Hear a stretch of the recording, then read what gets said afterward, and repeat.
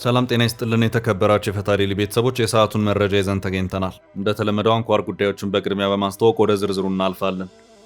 አሜሪካና እስራኤል ከኢራን ጋር እየተፋለሙ ባለበት በአሁኑ ሰዓት ከትላንት ጀምሮ ከዚህ ጎን ለጎን የድርድርም ጉዳይ እየተወራ ይገኛል። ትራምፕ አጥብቀው ድርድሩን ፈልገውታል። እስራኤል ድርድር የሚባለውን የፈለገችው አይመስልም። ኢራንም ቢሆን እንደዛው። በዛሬው ዕለት በወጣ አንድ መረጃ ደግሞ ኢራን እንደራደር ካላችሁማ በሚል ለድርድር የሚከብዱ የመደራደሪያ ሀሳቦችን ያቀረበች መሆኑ ታውቋል። ሐሳቡ የቀረበው ለተፋላሚዎች ሳይሆን እናደራድር በማለት ላይታች ማለት ለጀመሩት አካላት ነው። ትራምፕ በዚህ ጉዳይ ተሳካላቸው አይመስልም። ጦርነቱ አሁንም እንደቀጠለ ነው። ለመሆኑ ኢራን ምን አይነት የድርድር ሐሳቦችን ብቅ አደረገች የሚሉትን መረጃዎች ዳሰናቸዋል። በትግራይ በዛሬው ዕለት ሰልፍ ተካሂዷል። በትግራይ ክልልና በፌዴራሉ መንግስት መካከል የቀጠለው መካረር ለሰልፉ ምክንያት ሆኗል።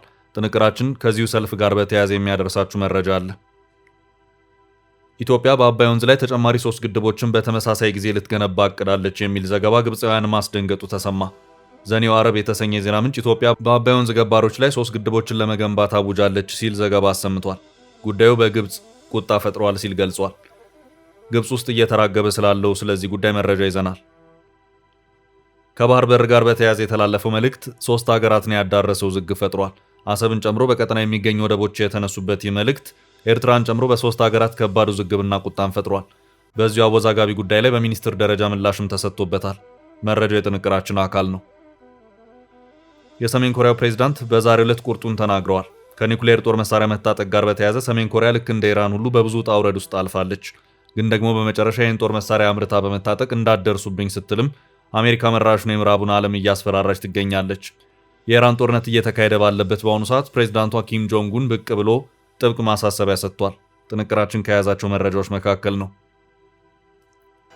የተገደሉት ከፍተኛ የኢራን የደህንነት መሪ ተተክተዋል። ኢራን በተገደሉት ከፍተኛ አመራሯ ምትክ አዲስ ኃላፊ መሾሟ ተሰምቷል።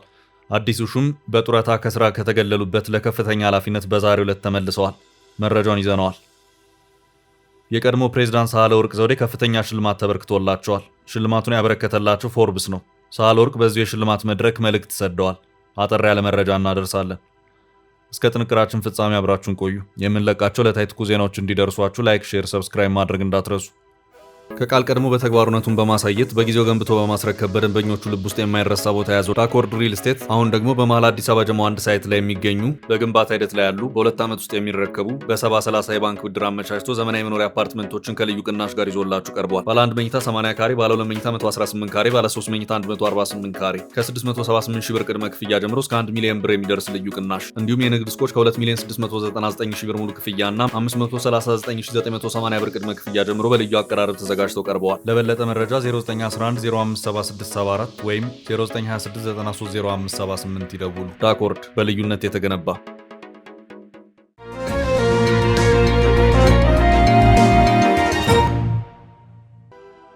ኢራን የድርድሩን ዙራ ከረረችው። አሜሪካና እስራኤል ከኢራን ጋር እየተፋለሙ ባለበት በአሁኑ ሰዓት ከትላንት ጀምሮ ከዚሁ ጎን ለጎን የድርድርም ጉዳይ እየተወራ ይገኛል። እስካሁን ባለው ሁኔታ ስለ ድርድር እየተናገሩ ያሉት ፕሬዝዳንት ትራምፕ ብቻ ናቸው። ኢራን የማውቀው ነገር የለም እንዳለች ነው። በዚህ መሃል ግዴላችሁም መደራደሩ አይከፋም ያሉ እንደ ፓኪስታንና ግብጽ ያሉ ሀገራት ላይታችሁ ማለት እንደጀመረው የአልጀዚራ ዘገባ አመላክቷል። ለ2 ጊዜያት ያህል በድርድር ላይ ያለው አታለውና አዘናክተው ጦርነት ከፈቱብኝ እያለች ያለችው ኢራን መደራደር ከፈለጋችሁማ በሚል ለድርድር የሚከብዱ የመደራደሪያ ሀሳቦችን ይፋ እንዳደረገች የሮይተርስ የዜና ወኪል አስታውቋል። ከኢራን የድርድር ነጥቦች መካከልም አንደኛው ቀደም ሲል ኢራን የሚሳኤል ርቀት መጠኗን መገደብ አለባት የሚለው ይገኝበታል። ይህንን ጉዳይ በተመለከተ ከዚህ በኋላ ይህን የሚሳኤል ጉዳይ ለድርድር የሚቀርብ አይደለም፣ እናም ድርድሩን ከዚህ በመለስ ባሉት ሌሎች ነጥቦች ላይ ማድረግ ግድ ይላል የሚል ከረር ያለ ምላሽ የሰጠች መሆኑም ታውቋል። የኢራን ይህ ምላሽ የተሰጠው በቀጥታ ከተፋላሚዎች ጋር በተደረገ ንግግር ሳይሆን እናደራድር በሚል ላይታች እያሉ ላሉት አካላት መሆኑም ታውቋል። ዘገባው የአሁኑን የኢራን የመደራደሪያ ነጥቦች በመመልከትም ታፈር ፖዚሽን ወይም አስቸጋሪ አቋም ሲልም ነው የገለጸው። ኢራን ከዚህም በተጨማሪ እንደቀደመውና እንዳሁኑ ሁሉ ሌሎች ጥቃቶች እንዳይሰነዘሩብኝ አሳሪ ወይም ባይንዲንግ ማረጋገጫ ጭምር በስምምነት ውስጥ እንዲካተት ፈልጋለሁ ያለች መሆኑም ታውቋል። ከዚህም በተጨማሪ ኢራን ተፋላሚዎች ላደረሱብኝም ጉዳት ካሳ ፈልጋለሁ፣ ይህም በድርድሮቹ ነጥቦች ውስጥ መካተት አለበት ማለቷም ታውቋል። ከዚህ ባለፈም አሁን አነጋጋሪ በሆነውና ኢራን በዘጋችው የሆርሙዝ ወሽመጥ ላይም በስምምነት የተረጋገጠ ወሽመጡን በበላይነት የማስተዳደር ስልጣን ይሰጠኝ የሚል የመደራደሪያ ሐሳብንም አቅርባለች ተብሏል። በዚህም ኢራን ከዚህ በኋላ ድርድርና ድርቅ ከተባለ እነዚህ ነጥቦች ታሳቢ መደረግ አለባቸው ያለች መሆኑንም በዛሬው ዕለት የወጡት ዘገባዎች አመላክተዋል። እስራኤልም ሆነች አሜሪካ ኢራን የሚሳኤሎቿን ርቀት አጭር አድርጋ እንድትወስን ይፈልጋሉ። ከዚህም በተጨማሪ ኢራን ያበለጸገችውንና ወሳኝ የኒውክሌር የጦር መሳሪያ ግብዓት የሆነውን ዩራኒየምን እንድታስረክብ ከዚህ ቀደም ጥያቄ ያቀረቡ መሆኑ የሚታወስ ነው። እነዚህ የድርድር ሐሳብ ያቀረቡት ይህ ጦርነት ከመፈንዳቱ በፊት ጄኔቫ ላይ በተካሄዱት 2 ተከታታይ ድርድሮች ነው። አደራዳሪዋም የኢራን ጎረቤት የሆነችው ኦማን ነበረች።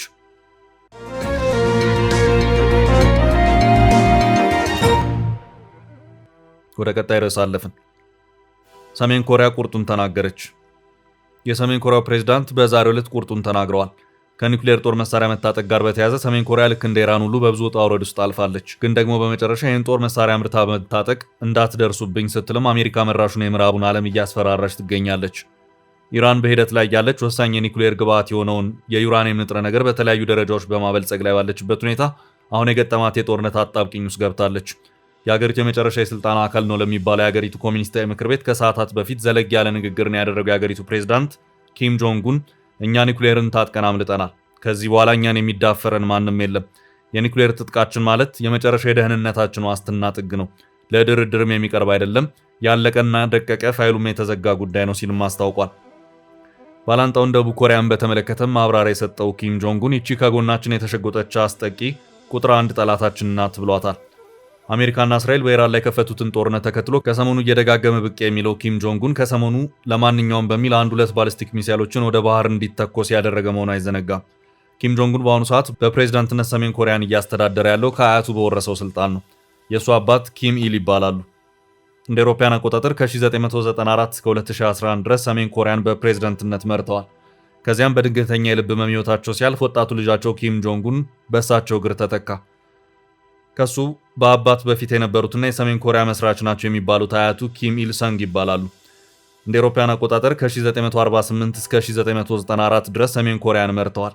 በዚሁ መሰረትም ሰሜን ኮሪያ ኪም ኢል ሱንግ፣ ኪም ኢል እና የአሁኑ ኪም ጆንግ ኡን የ3 ተከታታይ አንድ ቤተሰብ ትውልዶች የዘር ሐረግ የስልጣን ስር የምትገኝ ሀገር ናት።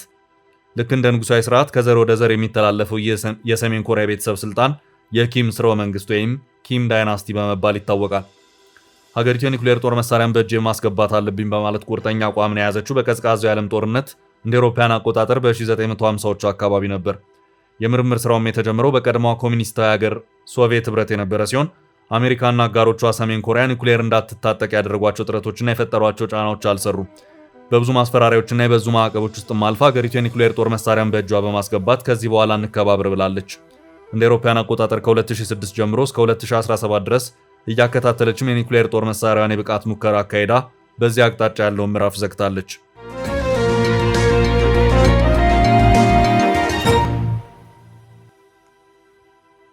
በቀጣይ ርዕስ ኢራን ቁልፉን ሰው ተካች። የተገደሉት ከፍተኛ የኢራን የደህንነት መሪ ተተክተዋል። ኢራን በተገደሉት ከፍተኛ አመራሯ ምትክ አዲስ ኃላፊ መሾሟ ተሰምቷል። አዲሱ ሹም በጡረታ ከስራ ከተገለሉበት ለከፍተኛ ኃላፊነት በዛሬው ዕለት ተመልሰዋል። የኢራን መንግስት የቀድሞውን የግርማዊ ዘብ አዛዥ የነበሩትን መሐመድ ባጋር ዞልቃድርን የከፍተኛ ብሔራዊ ደህንነት ምክር ቤት ዋና ጸሐፊ አድርጎ ዛሬ መጋቢት 15 ቀን 2018 ዓ.ም ሾሟል። የቀድሞ የጸጥታ ኃላፊ አሊ ላሪጃኒ ከሳምንት በፊት በእስራኤል በደረሰ የአየር ድብደባ መገደላቸው ይታወሳል። የኢራን አብዮታዊ ዘበኛ የላሪጃኒንና የሌሎች የከፍተኛ መሪዎችን ሞት ለመበቀል በእስራኤልና በመካከለኛው ምስራቅ በሚገኙ የአሜሪካ ኢላማዎች ላይ ሰፊ የሚሳኤልና የድሮን ጥቃቶችን ሰንዝሯል። አሊ ላሪጃኒ ከምዕራባውያን ጋር ለመደራደር የሚመርጡ ፕራግማቲስት ተብለው የሚታወቁ በመሆናቸው የእሳቸው መገደል ጦርነቱን በሰላማዊ መንገድ ለመቋጨት የሚደረገውን ጥረት ይበልጥ አስቸጋሪ አድርጎታል ተብሏል። ላሪጃኒ በተገደሉበት ወቅት ልጃቸው ሞርተዛ ላሪጃኒና የባሲጅ ኃይል አዛዥ ጎላም ሬዛ ሱሌይማኒ አብረው ተገድለዋል። ከጥቂት ቀናት በኋላም የኢራን የደህንነት ሚኒስትር እስማኤል ካቲብ መገደላቸው በፕሬዝዳንት መሱድ ፔዜሽኪያን ተረጋግጧል። አሊ ላሪጃኒን በመተካት የኢራን ከፍተኛ ብሔራዊ ደህንነት ምክር ቤት ዋና ጸሐፊ ሆነው መሐሙድ ባገር ዞልቃድር በዛሬው ዕለት ተሹመዋል። አዲሱ ሹም እጅግ ወግ አጥባቂ ተብሎ የሚገለጹ ሲሆን ከዚህ ቀደም በኢራን የፍትህ አካልና በምርጫ ቅስቀሳዎች ላይ ከፍተኛ ተጽዕኖ ነበራቸው። በዛሬው ዕለት ሹመቱ የተሰጠው በፕሬዝዳንት መሱድ ፔዜሽኪያን ሲሆን በአዲሱ ጠቅላይ መሪ ሞጅታባ ካሚኒ ይሁንታ አግኝቷል። ይህ ሹመት ኢራን ከእስራኤልና ከአሜሪካ ጋር ባለባት ከፍተኛ ውጥረት ወቅት የጸጥታ መዋቅሯን ይበልጥ ጠንካራና ወታደራዊ ይዘት ባላቸው ሰዎች ለመተካት የወሰደችው እርምጃ ተደርጎ ተወስዷል። በሌላ በኩል በአሁኑ ወቅት በጠረጴዛ ዙሪያ የሚደረግ ንቁ ድርድር የለም። ይልቁንም እስራኤል፣ አሜሪካና ኢራን ወደ ቀጥተኛ ወታደራዊ ግጭት እያዘነበሉ መሆኑን የጂኦፖለቲካ ተንታኞች እየገለጹ ነው።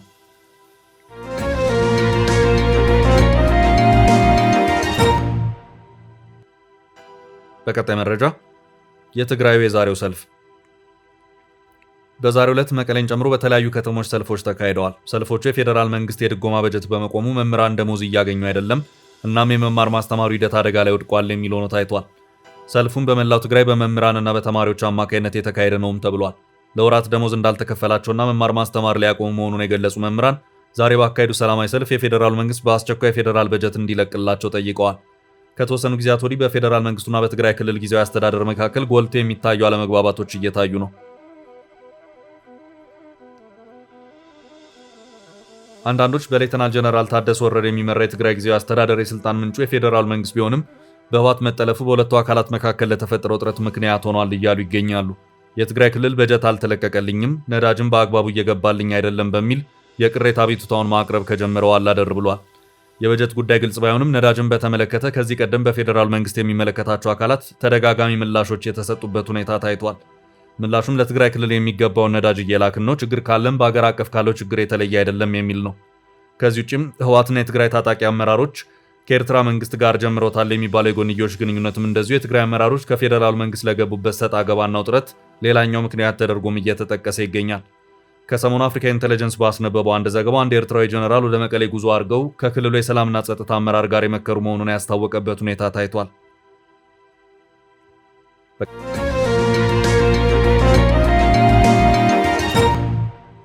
ቀጣይ መረጃ ግብጾችን ያስቆጣው የኢትዮጵያ እቅድ። ኢትዮጵያ በአባይ ወንዝ ላይ ተጨማሪ 3 ግድቦችን በተመሳሳይ ጊዜ ልትገነባ አቅዳለች የሚል ዘገባ ግብፃውያንን ማስደንገጡ ተሰማ። ዘኔው አረብ የተሰኘ ዜና ምንጭ ኢትዮጵያ በአባይ ወንዝ ገባሮች ላይ 3 ግድቦችን ለመገንባት አውጃለች ሲል ዘገባ አሰምቷል። ጉዳዩ በግብፅ ቁጣ ፈጥሯል ሲል ገልጿል። ግድቦቹ የኢትዮጵያን ውሃ የመያዝ አቅም ሲጨምሩ ወደ ግብፅ የሚሄደውን ውሃ በእጅጉ ይቀንሱታል ብሏል።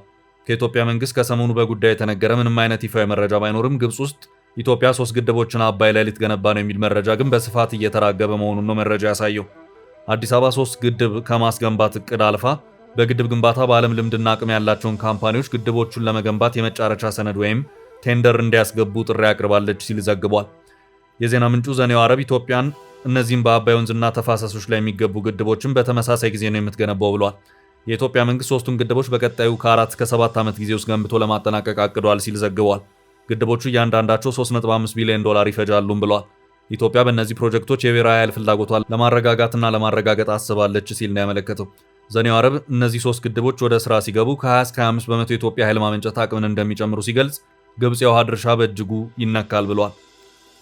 የዜና ምንጩ ግብጾቹ ተቆጡ ያለ ሲሆን በዚህ ጉዳይ ካይሮ ዩኒቨርሲቲ የውሃ ሀብት ፕሮፌሰር የሆኑትን አባስ ሻራኪ አስተያየትም በዘገባው አክሏል። ፕሮፌሰሩ 3ቱ ግድቦች በአባይ ውሃ አጠቃቀም ላይ ፍጹም የሆነ ለውጥ ያመጣሉ ሲሉ ነው የገለጹት። ግድቦቹ ለግብፅ ከህዳሴው ግድብ የበለጠ ከፍተኛ ስጋት የደቀኑ ናቸው ሲሉም ለዜና ምንጩ ገልጸዋል። የግብፅን ደቡባዊ ግድብ አቅም ከጨዋታ የሚያስወጡ ናቸው ሲሉም ተንትነዋል። ዘገባው የኢትዮጵያ መንግስት መቼና በየትኛው የመንግስት አካል በኩል እቅዱ ይፋ እንደተደረገ አልገለጸም። ግድቦች ሊገነቡ ነው በሚል ተቆጡባቸው የተባሉት ግድቦች ግን በታሪክ ኢትዮጵያ በአባይ ወንዝ ላይ ሊገነቡ የሚችሉ በሚል ከንጉሥ ኃይለሥላሴ ዘመን የተጠኑ እንደሆኑ ማወቅ ተችሏል። በአባይና ገባር ወንዞች ላይ ኢነርጂ ማስተር ፕላን በሚል ተጠንቶ የተቀመጠው እቅድ አሁን ሊተገበር ስለመሆኑ ነው ግብጾቹ እያራገቡ የሚገኙት። አንደኛው ማንዳያ የሚሰኝ ግድብ ሲሆን ከህዳሴው ግድብ በ150 ኪሎ ሜትር ርቀት ላይ ሊገነባ መታሰቡን የግብጾች የጥርጣሬ መረጃ ያመለክታል። ሁለተኛው ቤኮ አቦ ዳም እንደሆነ፣ ሶስተኛው ደግሞ ካራዶቢ እንደሚሰኝ የግብጽ ዜና ምንጮች መረጃውን እያሰራጩ ይገኛሉ። በአባይ ወንዝና ገባሮች ላይ ስለሚገነቡ አዳዲስ ግድቦች ግን ከኢትዮጵያ መንግስት የተሰማ የቅርብ ጊዜ አዲስ መረጃ የለም።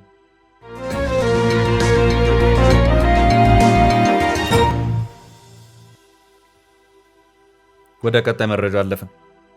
ኤርትራን ጨምሮ በ3 ሀገራት ቁጣ የቀሰቀሰው መልእክት። ከባህር በር ጋር በተያያዘ የተላለፈው መልእክት 3 ሀገራትን ያዳረሰው ውዝግብ ፈጥሯል። አሰብን ጨምሮ በቀጠና የሚገኙ ወደቦች የተነሱበት ይህ መልእክት ኤርትራን ጨምሮ በ3 ሀገራት ከባድ ውዝግብና ቁጣን ፈጥሯል። በዚሁ አወዛጋቢ ጉዳይ ላይ በሚኒስትር ደረጃ ምላሽም ተሰጥቶበታል።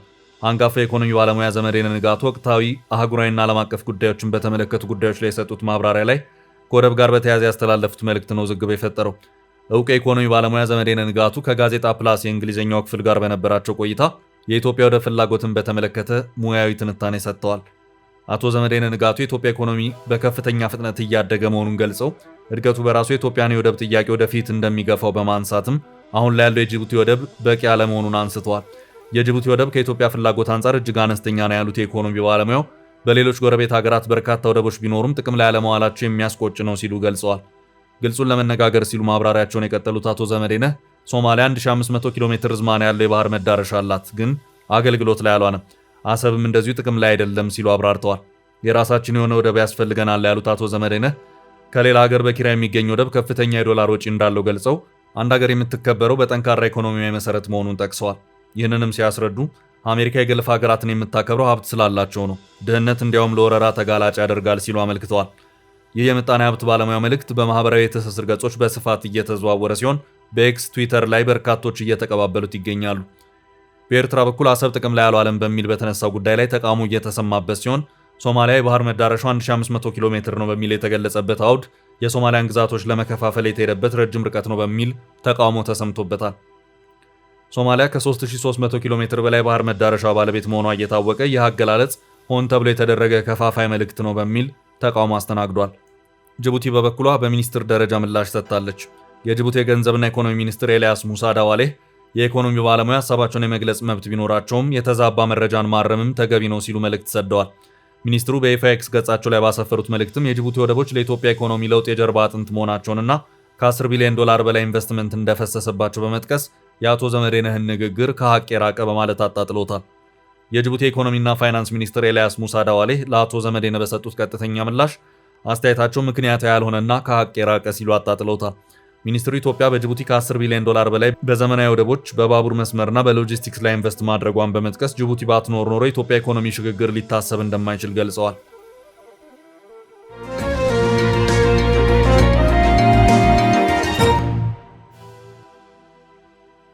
በቀጣይ መረጃ በጎረቤት ሶማሊያ ውዝግብ የፈጠረው የግብጽ ጦር መሳሪያ። የግብጽ ጦር መሳሪያ በኢትዮጵያ ጦር ላይ አነጣጥሯል ተባለ። ከሰሞኑ በጎረቤት ሶማሊያ ፌዴራል መንግስቱና ደቡብ ምዕራብ ግዛት መካከል የጦር ውጥረት ሰፍኗል። ደቡብ ምዕራብ ግዛት ከሞቃዲሾ ጋር ያለኝን ውል ቆርጫለሁ ማለቷን ተከትሎ ሞቃዲሾ በቅርቡ በቱርክ የሰለጠኑ የሶማሊያ ጦር ኃይሎችን ወደ ግዛቱ አሰማርታለች። የግዛቱ ኃይሎችም የሞቃዲሾ ጦር እንዲመክቱ ታዘዋል። የፖለቲካዊ ውጥረቱ ወደ ወታደራዊ እየተሸጋገረ ባለበት ታዲያ ስለ ግብጽ የጦር መሳሪያ ውዝግብ ተነስቷል። የግብጽ ጦር መሳሪያ ድጋፍ ለሶማሊያ እርስ በእርስ ጦርነት እየዋለ ስለመሆኑ ተጠቅሶ ክስ ተሰምቷል። የሶማሊያ ፌዴራል መንግስት ከግብጽ ያገኘውን የጦር መሳሪያ አልሸባብን ለመውጋት ከመጠቀም ይልቅ ለአካባቢው ታጣቂዎች አስተላልፈዋል ሲሉ የደቡብ ምዕራብ ግዛት ፓርላማ አፈ ጉባኤ ሞቃዲሾን ወንጅለዋል። የደቡብ ምዕራብ ግዛት ፓርላማ አፈ ጉባኤ አሊ ሰይድ ፊቂ ከሰሞኑ ባወጡት መግለጫ ግብጽ ለሀገራዊ ደህንነት በሚል የሰጠቻቸው የጦር መሳሪያዎች በቡርሃካባ ወረዳ ለሚንቀሳቀሱ ታጣቂ ቡድኖች እንዲደርሱ ተደርጓል ብለዋል። እነዚህ መሳሪያዎች አልሸባብን ኢላማ ከማድረግ ይልቅ አሁን በእኛ አስተዳደር ላይ ጥቅም ላይ እየዋሉ ነው ያሉት አፈ ጉባኤው ሀገርን ለመከላከል የታሰቡ መሳሪያዎች በዚህ መንገድ ጥቅም ላይ ሲውሉ ጥረትን ያባብሳሉ፣ ክፍፍልን ያስፋፋሉ፣ እንዲሁም የንጹሃንን ሕይወት ለአደጋ ያጋልጣሉ ሲሉ አክለዋል። ዶክተር ፊቂ መሳሪያዎቹ በበረራ እየተጓጓዙ በደቡብ ምዕራብ ግዛት ባለስልጣናት ላይ ለሚደረጉ ዘመቻዎች እየዋሉ መሆኑን የሚጠቁሙ በጣም አሳሳቢ ሪፖርቶች እንደደረሷቸው ገልጸው ሁኔታውን አስጨናቂ ሲሉ ገልጸውታል። ይህ ክስ የቀረበው በሶማሊያ ፌዴራል መንግስትና በደቡብ ምዕራብ ግዛት መካከል በክልላዊ ምርጫና አነጋጋሪ በሆነ የህገ መንግስት ማሻሻያዎች ዙሪያ በተፈጠረው አለመግባባት ልዩነታቸው እየሰፋ በመጣበት ወቅት ነው።